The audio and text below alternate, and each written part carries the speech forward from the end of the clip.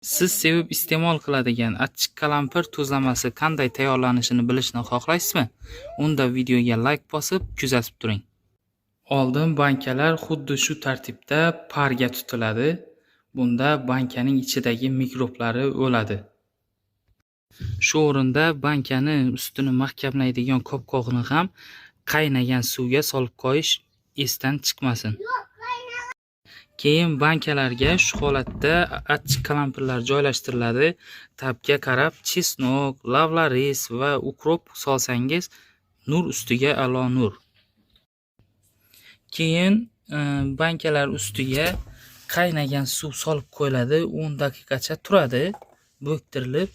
Keyin esa suvlarni to'kib tashlaysiz. Suvni to'kib bo'lgandan keyin 1 litrlik bankaga 1 osh qoshiq tuz solinadi. Keyingi o'rinda shu tarzda yaxshilab qaynagan suvni bankaga quyamiz.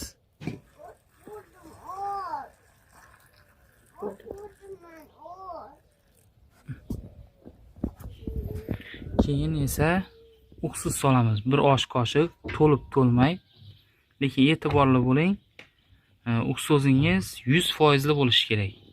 70% uksus solsangiz, bankangiz portlash ehtimoli katta. Keyingi o'rinda yaxshilab mahkamlaysiz. Shu bilan tayyor.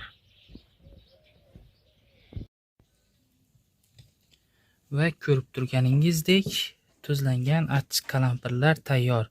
Endi buni qishda bemalol xohlasangiz osh bilan, xohlasangiz shashlik va baliq taomlari bilan bemalol tanovul qilishingiz mumkin. Bu video foydali bo'lgan bo'lsa, bitta like bosib, shunaqa tuzlama tayyorlashni xohlab yurgan tanishingizga tarqatib qo'yishni unutmanglar.